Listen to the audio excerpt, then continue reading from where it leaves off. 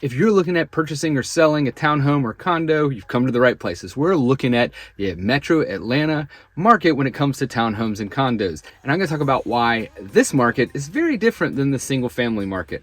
So buckle up, we're jumping right into it. Let's do it. Jonathan McCoy here, Keller Williams Realty, Chattahoochee North. Been in real estate for 12 years now, Atlanta native for 45 years, and I love jumping into numbers and getting into the details like no one else that you're gonna find. So let's get into the attached home market and see what's going on with it, see if it's the right thing for you to be buying or selling right now. So let's get to it. Right away, we're looking at year-over-year analysis. So we're going to take a look at the October 2023 numbers versus this last month here at October 2024. And so as we are looking at this, we'll note that once again, actives are up. Not unusual. It's been this way all year long, and we'll guess it's going to continue that way. Pendings are down. So this is a little bit different than what happened in the single-family detached home market for October. Pendings actually went up based on last year, but these are down. So about 8% down. Pending ratio, 21.5%. This is definitely a market that's just continues to cool off. This is almost 20%. So you're talking about a little more than 1 in 5 homes are under contract. So 4 of those homes just sitting around, and that could be for different reasons we'll talk about a little bit. Sold homes down a little bit, not too crazy. Distressed though, that's good news here. I mean, 0.1%. So most of these homes still have equity in them, so people aren't selling for less than what they purchased for.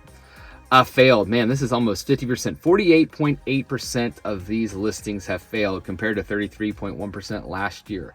So we're starting to get into larger numbers of homes that are just sitting and not going under contract when they're put on the market.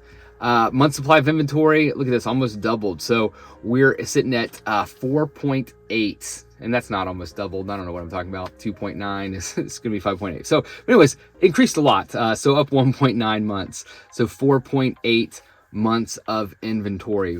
This is still considered a seller's market, but we're definitely continuing to creep up towards it being a neutral market. And in some places, even a buyer's market, especially in some price ranges that we'll get to in a few minutes. And then median sales price here, last year, $363. This year, $364,993 is the median, so up just slightly. However, when we compare this to or add in the inflation being 2.5% to 3%, depending on where you look, we are talking about actually the actual value of this home going down some. Real value went up, obviously we see it, but actual value, when you factor in inflation, these prices actually have not increased year over year, so going down a little bit. Sales to list price ratio, we're at 97.5%. So some negotiating can happen, at least more than last year. And then days on market, 48 days. So some indicators of when we're moving from a seller's market into a buyer's market. We're starting to see some months of inventory is a big one we look at.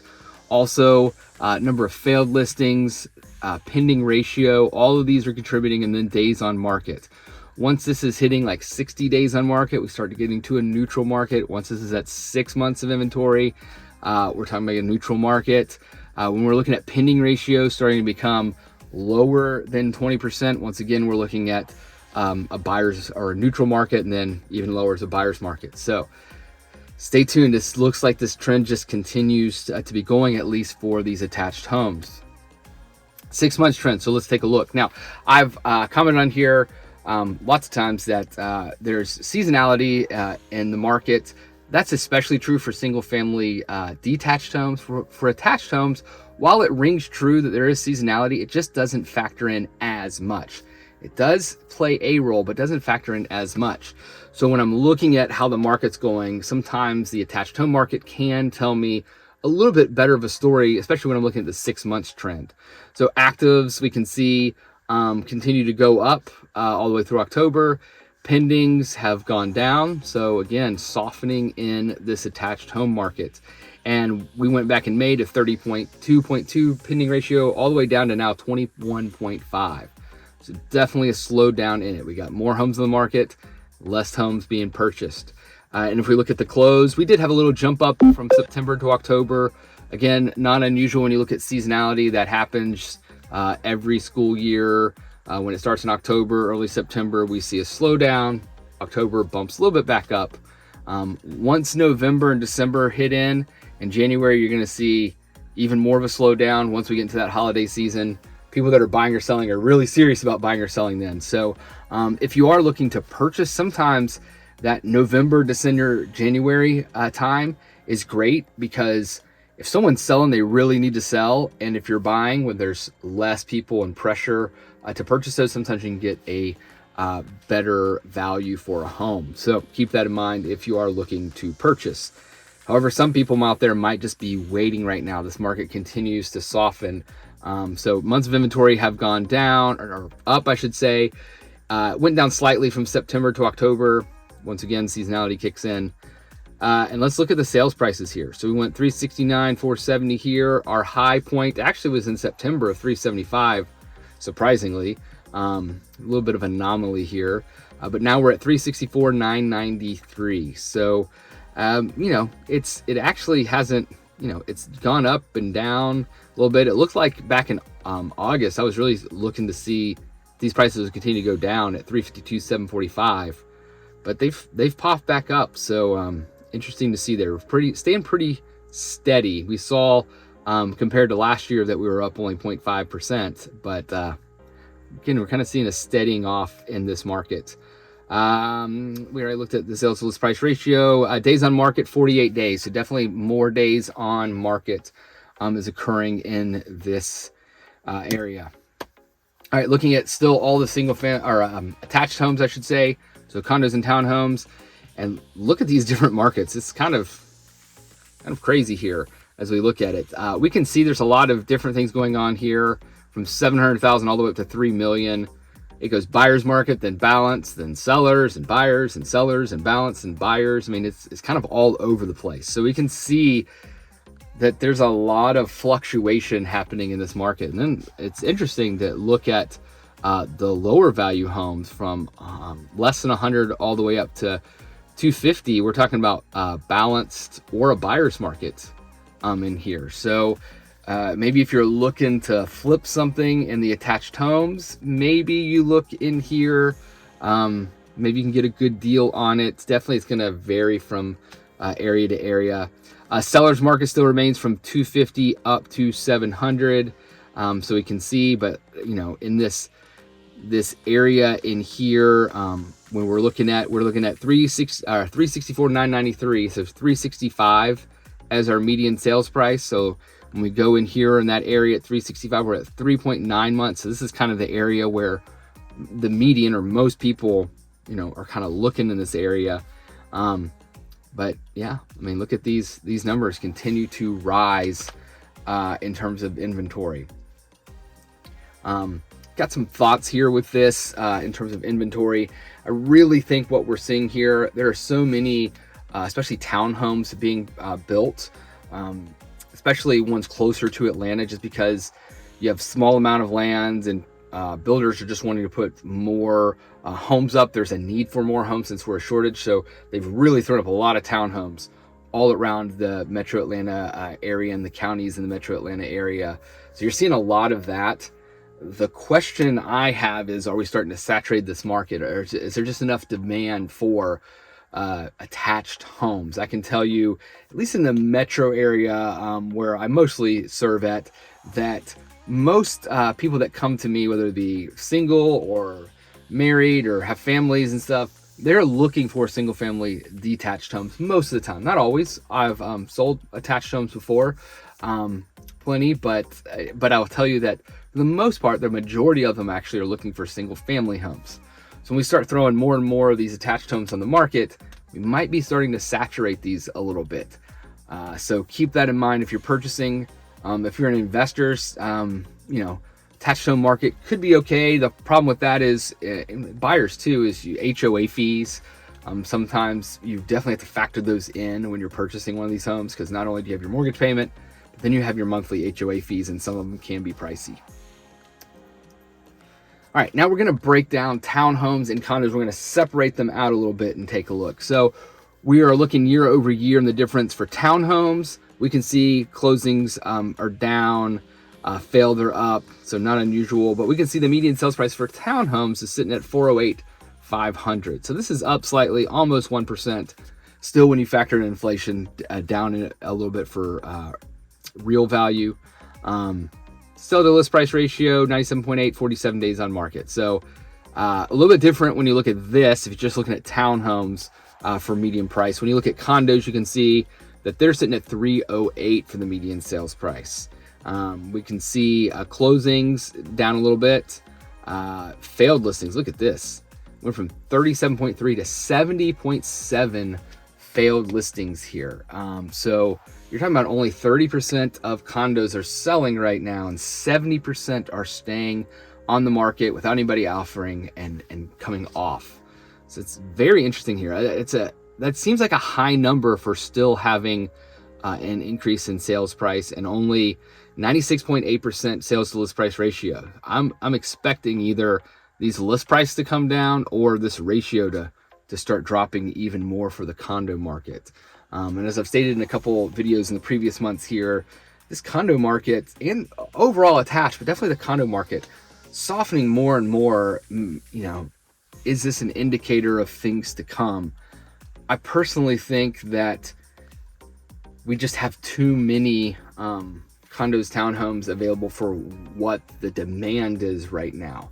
We might start seeing people that are wanting to purchase and have been looking for 2, 3, 4, 5 years and can't just say, okay, I might as well get a townhome or a condo. But keep an eye on this market, definitely softening. And then the overwhelming chart, lots of numbers here. Don't get too bogged down. This again is breaking down condos and townhomes separately. I like this chart. I explained in my single family detached home video and explained here how I use this. So when you're going to purchase a home or when you're going to go sell a home, you look at comparative properties and you try to get an idea of what other homes like yours, what they sold for recently. And that's a great way to get value out of a home. But there's another thing to do too, and that's using these numbers. And how this one works is, I look at this if I'm looking at a home that either just came on the market or maybe the one that's been sitting for a while, and I'm trying to figure out if it's overpriced. So for this one, we break down the total closings. These are all sold homes. Closings that happen with no price reduction, meaning the home sold and they never reduced the price for the listing. And then homes that you saw price reductions on it. So they dropped it, and then it finally sold. Okay, so I'm gonna check out townhomes first, then we'll look at condos. So with townhomes, if I find a home that looks, pretty good, that I do some comparative property analysis and it seems reasonably priced, then, you're coming in at close to the value of that home, 250 to 300, you can see at 99.9%. I mean, the median is 100%. So if you list your property right, at the right price, you're getting 100% of value, the median. All right. And you can see different price ranges get a little bit different. It's not till you get to this 1.5 to 2 million that you get a significant drop, even when there's no price reduction. But days on market also help us to figure out, okay, home is priced right. How long is it going to take to sell? So we're looking at a median of 19 days. So we're almost 3 weeks. So if you put your home on the market in 3 weeks, if you're not getting really any offers in, not really much showings, you've probably priced it too high. And you can, like I said, check out your range. I mean, if you're listing one of these 1.5 to 2 million, I mean, we're 114 days on market. So what's that? Four months roughly. So it's going to take you a while to more than likely get this home sold. But if you're sitting here at 600,000 to 700,000, you're pricing right, you're talking about 13 days. So almost just 2 weeks on market. If you're going to buy a home, one just pops on the market, there might not be as much pressure to make sure you make an offer right away on that one, even if you like it. You may be able to go look at some other ones, price them out, see, and then come back to it. But again, this is very specific from area to area. If you do comps and you're seeing everything in a community is selling in 3 or 4 days, then you better jump on it if it's a good price. But for the most part, if I'm looking at the median here, you've got a little bit of time. Now, what happens with price reductions? So if you're reducing the price, you're talking about a median of 91 days on market. So we're not, you're a little bit less than double here, but I mean, you're staying on the market for a bit. I mean, look at this, from 400 to 500,000. You're talking about 104 days on market. And look at the amount you're reducing the price. So the median is 94.1%. So pricing it right, you get 100%, 94.1% if you're reducing the price. Now, how does that factor in for me? If I'm selling a home, one of these, and we're not getting offers in, 3 weeks, 4 weeks goes by, we're looking to reduce, if you're in the 400 to 500,000 range, so let's just say we put it 500,000. If you're just going to reduce to 490, you likely are not going to still get offers on it. Okay. You are likely going to need to jump down a little bit more. Now, it doesn't mean everybody's got to go down 6% to 94, 5.9% to 94.1, but you do need to consider maybe a larger chunk of a cut from that. Again, these numbers are helpful when we use the comparative properties with them as well. So make sure you're using both of those. And the thing I'm looking at as a buyer is I'm coming in, if I see homes on the market, and let's say I'm buying $350,000 one, and we've gone 21 days, 28 days, 30 days, and nothing's happened.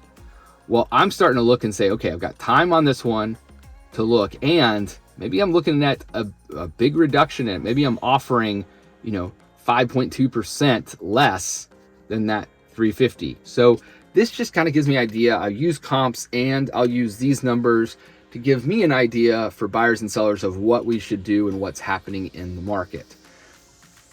Condos, I do the same thing with condos, so we won't spend too much time talking about these, but it's interesting on the no price reduction. I mean, condos that have no price reduction getting sold in 15 days. So if you're putting it on the market properly, you're getting it sold relatively fast, which is interesting because we just saw 70% of condos aren't selling. So if you're selling a condo right now, man, you better get that price right to begin with.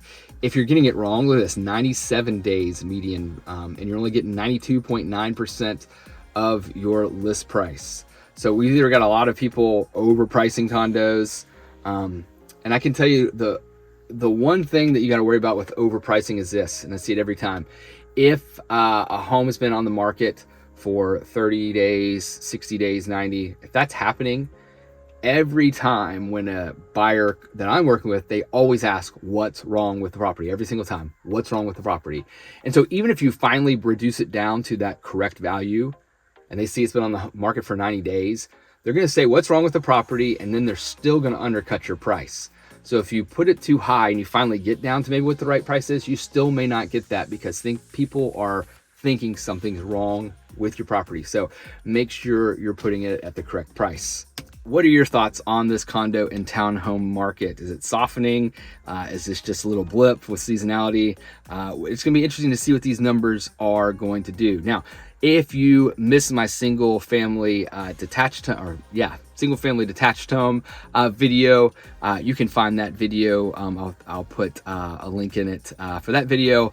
Also, if you are wanting more specifics on different areas in Metro Atlanta, I'm going to do a county by county breakdown, and coming soon, I'm going to start dropping videos on a city by city breakdown. I'm talking about Alpharetta, Johns Creek, Cumming, and the like. So stay tuned. If you want more hyper local numbers, I'm bringing them to you. And if you have somewhere that you would like me to do some numbers on, break it down, drop a comment below. I'd love to try to figure those out for you if I can. Thanks for watching. See you next time.